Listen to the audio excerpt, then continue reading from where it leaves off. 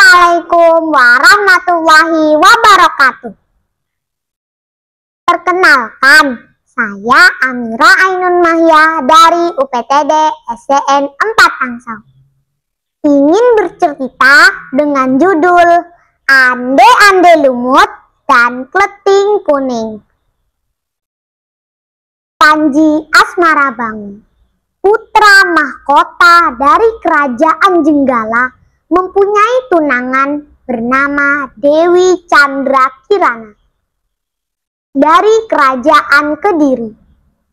Tapi Dewi Chandra Kirana juga dicintai oleh Raja Kelana Swanggana dari Kerajaan Bandar Angin yang ingin melamarnya. Jika lamarannya ditolak, ia akan menyerang Kerajaan Kediri. Raja Kediri tahu bahwa jika Kerajaan Bandar Angin menyerang Kerajaan Kediri, rakyat pasti akan menjadi korban. Baginda lalu memanggil putri tunggalnya.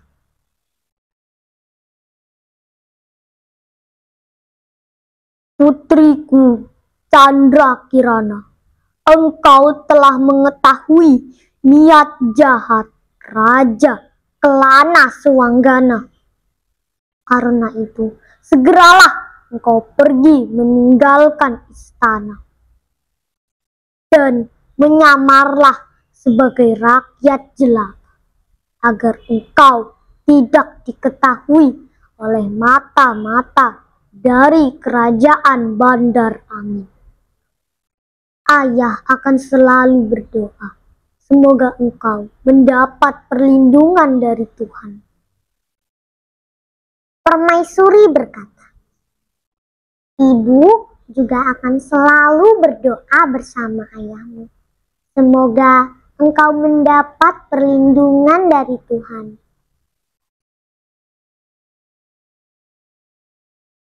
Ananda menurut perintah ayahanda dan ibunda, jawab Chandra Kirana.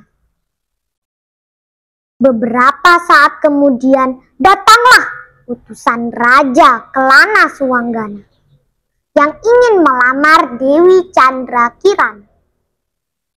Raja Kediri berkata,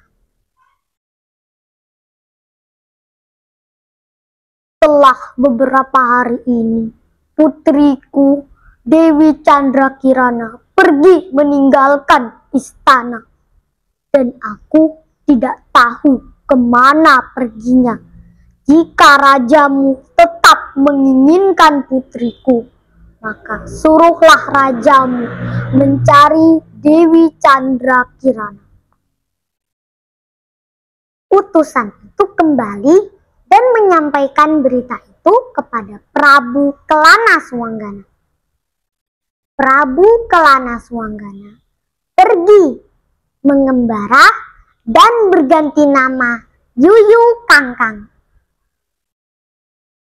Panji Asmarabangun mendengar berita tentang kepergiannya Dewi Chandra Kirana. Ia sangat sedih karena ia tidak tahu kemana perginya Dewi Chandra Kirana. Ia pun pergi mengembara dan berganti nama Ande-ande lumut. Dewi Chandra Kirana berganti nama Kleting Kuning dan menetap di rumah Mbok Rondo. Mbok Rondo tidak keberatan asalkan Kleting Kuning mau membantu pekerjaan rumah. Semenjak Kleting Kuning tinggal di rumah Mbok Rondo, rumah dan pekarangan Mbok Rondo menjadi bersih. Ia sangat senang karena Kleting Kuning rajin bekerja. Seandainya keempat anak perempuanku semuanya seperti Kleting Kuning, betapa senangnya hidupku. Kleting Kuning memiliki perlakuan yang baik dan budi bahasanya yang halus. Mungkinkah Kleting Kuning bukan dari rakyat kebanyakan? Pikir Mbok Rondo. Ia pun bertanya pada Kleting Kuning. Kleting Kuning, sebenarnya siapakah engkau ini? Aku perhatikan engkau seperti lain dengan gadis-gadis di kampung ini.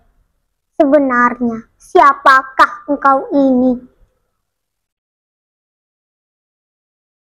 Baiklah, aku berterus terang. Akan tetapi, Mbok harus merahasiakan hal ini kepada siapapun. Termasuk pada kakak Kleting Ijo, Kleting Abang, Kleting Ungu, dan Kleting Ireng. Ya, Mbok akan menjaga rahasiamu. Kleting Kuning pun bercerita kepada Mbok Rondo tentang asal-usulnya. Setelah mendengarnya, Mbok Rondo menyembah pada Kleting Kuning. Jangan si Mbok menyembahku. Anggaplah aku sebagai anakmu sendiri, sehingga penyamaranku tidak diketahui orang. Mbok Rondo pun semakin sayang kepada Kleting Kuning, dan Kleting Kuning pun tetap bekerja seperti biasa. Berita mengenai adanya seorang pemuda tampan bernama Ande Lumut telah sampai ke desa Dadapan. Keempat anak Mbok Rondo ingin pergi ke rumah Ande Lumut dan menggoda Ande Lumut. Adik-adikku, Kuping Abang, Kuping Ungu, dan Kuping Ireng, marilah kita pergi ke desa Karang Kebagusan, kata Kleting Ijo. Mereka berempat pun bersepakat untuk pergi ke rumah Ande Lumut. Kleting Kuning ingin ikut, akan tetapi Kleting Ijo marah. Jika engkau ingin pergi ke desa Karang Kebagusan, pergi saja sendiri, jangan bersama kami. Mereka berempat pun kembali melanjutkan perjalanan ke rumah Ande Lumut. Namun untuk sampai ke desa Karang Kebagusan, mereka harus melewati sungai. Mereka tidak bisa berenang sehingga mencari tukang perahu. Hai gadis-gadis cantik, kalian akan kemana? Tanya Yuyu Kangkang. Paman, kami ingin pergi ke desa Karang Kebagusan. Tolonglah kami seberangkan ke sana, kata Kleting Ijo. Aku mau menyeberangkan kalian asalkan kalian mau kucium, kata Yuyu Kangkang. Yuyu Kangkang pun mau menyeberangkan keempatnya dengan upah cium. Sesampainya di desa Karang Kebagusan, mereka menuju rumah Ande Lumut dengan harapan diperistri oleh Ande Lumut. Namun, ketika sampai di rumah Ande Lumut, ayo teman-teman, tahu nggak apa yang terjadi? Mereka semua ditolak oleh Ande Lumut karena mereka tidak suci lagi. Kleting Kuning tidak mau dicium oleh Yuyu Kangkang. Ia mengeluarkan senjatanya yang berupa lidi dan memukul air bengawan.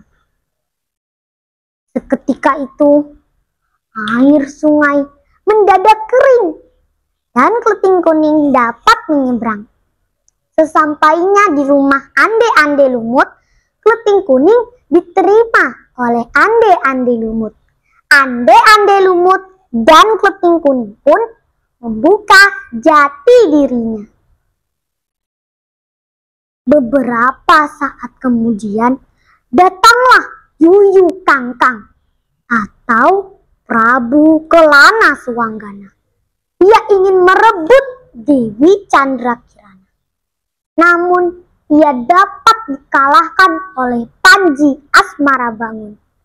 Panji Asmarabangun dan Dewi Candrakirana pun kembali ke Kediri. Mereka dinikahkan dan hidup bahagia selamanya.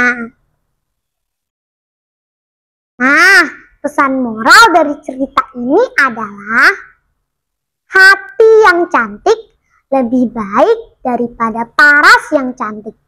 Jadilah anak yang baik hati agar mendapatkan balasan yang setimpal. Sekian dari saya. Wassalamualaikum warahmatullahi wabarakatuh.